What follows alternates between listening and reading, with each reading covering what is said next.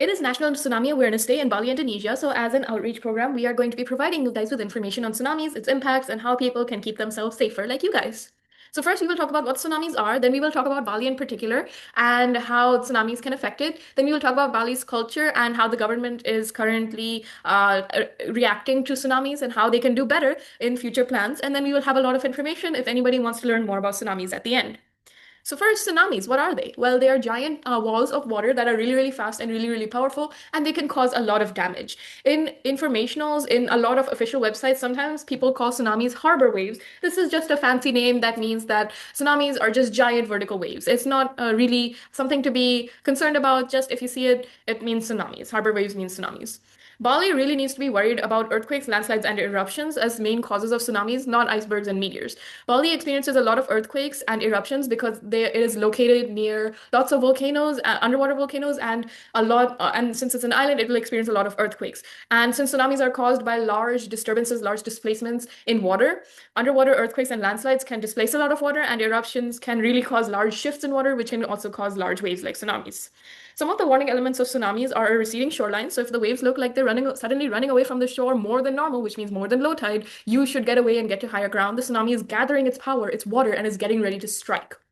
In addition, if there are strong earthquakes followed by loud sounds, if the earthquake happens, but then the loud sounds do not stop after the earthquake has stopped, that means that the tsunami is coming towards you. You need to get to higher ground. Do not wait for official warnings. This is because if you can hear the tsunami, it's coming at you really, really quickly. The official warnings will not reach you that quickly. Some of the main consequences of people not being prepared for tsunamis can be drowning. It can be a lot of flooding and erosion, which can cause a lot of land to go away and be damaged, and a lot of damage to infrastructure like industry, sports, and transportation networks. So, specifically flooding and erosion, a lot of soil gets swept away in the big, big currents, in the big, powerful currents, and a lot of fresh water gets damaged. And so people do not have any access to clean water, so they get sick. As you can see here, a lot of people get sick because they do not have homes anymore and their water is not safe to drink anymore, as you can see here. And so they get sick a lot, and there's a lot of economic loss because people don't have enough money to send food. So these are all really dangerous things that happen because of tsunamis. So it's very important to know the consequences of tsunamis and to be prepared. So teaching you guys about this will make sure that you guys do not suffer that much, that the community is much more safer.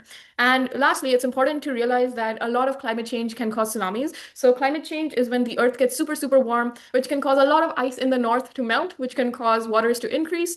And if there's more water, that means tsunamis might be more frequent because tsunamis use a lot of water. Bali doesn't need to worry about the frost events, but it does need to worry about bigger, bigger storms because a lot of rain and a lot of lightning and things like that can charge the water and cause large disturbances, which might cause tsunamis. Welcome to the Our Home location portion of our presentation, where we will show the real dangers of tsunami for the people of Bali, Indonesia. Bali is a province of Indonesia. It is a part of the Lesser Sunda Islands archipelago, which is located 8 degrees south of the equator. The landscape of Bali consists of volcanic mountains, rainforest, and sandy beaches. Bali is close to the convergent boundary between the Indo-Australian and Eurasian tectonic plates. Bali is surrounded by the Indian Ocean on the south part of the island and the Java and Bali Sea in the north. Bali is part of a unique area in the world known as the Coral Triangle. It's an area classified with the highest marine biodiversity on the planet. As of 2025, Bali's population stands at 4.4 million, and over 85% of the population lives near the coast. Who's most at risk of being affected by these tsunamis? Coastal residents and tourists in low-lying beaches. These are the groups of people that are most at risk. Tourists and visitors who are unfamiliar with local topography, unaware with local communication, have no previous knowledge of warnings, and as coastal residents, any families, schools, or workplaces. Thank you. Understanding our community's culture can affect how we take action and how they take action as well. In all of Indonesia, Bali has one of the wealthiest regions, primarily due to the large amount of tourism of the country. It ranks 17th for national GDP in the world. However, in per capita, it only ranks around 112. Now, corruption is present throughout essentially all of Indonesian government, and because of that corruption, there are many issues when it comes to practicing business in Indonesia.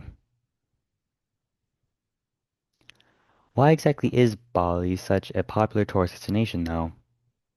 Well, it's due to a variety of factors, but one of the primary ones is its breathtaking landscapes, such as its beaches, incredible rice terraces, and many volcanic mountains.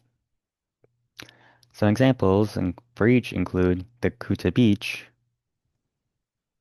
the Jatiluhur Rice Terrace, and Mount Agung. Hi, my name is Julia. I will be talking about the current hazards that are in Bali and what they are doing right now to address them. Some natural hazards that are in Bali are tsunamis, volcanic eruptions, and earthquakes.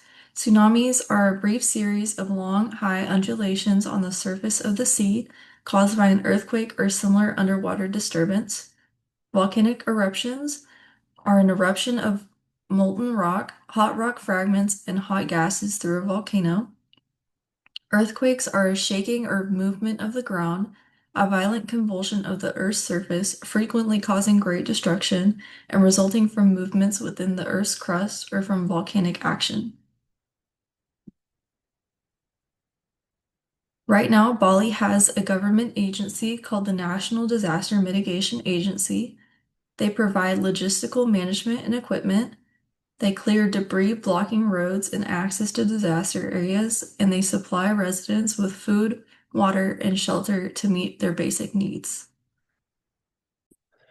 Hello, my name is Ian, and I'll be talking about our mitigation technique. It is a volunteer-led disaster program for students in Bali. The goal of our mitigation technique is to target schools in low-lying elevation that are at risk of tsunami damage in Bali. Our main key points are going to be teaching students in Bali the dangers of tsunamis, providing a family safety folder for students to keep on them, survival techniques during flooding, and also personalized maps and disaster packs. What are the ages of the students that we are going to target? Ages 6 to 12, and then also ages 13 to 18, so elementary and middle high schoolers. How will someone teach these students? So we're going to have a trained volunteer representative that will inform these students about what to know about tsunamis, going over the main causes, warning elements, main consequences, secondary consequence, and also climate change, which Rinda went over earlier. Each student will also be provided with a map of Bali and their respective areas. So for elementary students, we're gonna have a simple interactive map that these kids can color on that has their school, home, road to safe zone, and highlighted block parts or paths not to go to. And so it's simple enough for the younger ages. But once we get to the older ages, it'll be a bit more sophisticated map of elevation and flood prone areas, roads, and the students will learn how to read them and make them hands-on. Each folder should be signed by the parents and returned to school for verification so that we know everyone is on the same page, as well as the parents will receive a similar map that their student has. Why should we learn how to survive a flood if there's a tsunami? Flooding can block evacuation routes during a tsunami, so that it makes it very important to know the techniques and what to do if you get caught in these floodwaters. First would be buoyancy, so staying afloat, and then also protecting your head, using your arms to cover your head, keeping feet downstream, and then also finding a sturdy object and climbing. These techniques will be regularly reminded to the students by the teachers at school. The goal is to make sure that these students are best prepared for flooding during a tsunami. Now for disaster packs. The elementary students will have their safety folder with their own personalized map, but and also supplies light enough for the kids to carry up to their safe zone, as well as the flooding survival techniques we just went over. And then the high schoolers will have more of the same, but just a sophisticated personal map, as well as a bit more heavier gear that they can handle. These kids should always have their disaster packs with them when they go to school and home during the tsunami season, November to April. So the cost for this stuff, the cost for the disaster packs, maps, travel, and the volunteer training could pose an issue, so we would need to rely on donations and local government subsidies. But in conclusion, our volunteer-led mitigation technique will give students a personalized safety plan and map that families know where their kids are, as well as educating each student about tsunamis and techniques if they find themselves caught in a flood. Thank you. Welcome to our works cited page 1 for the presentation. This is where you will find the first few sources that we have used. And as we move on to the second page, you will find the rest of the sources provided throughout this presentation. And thank you very much.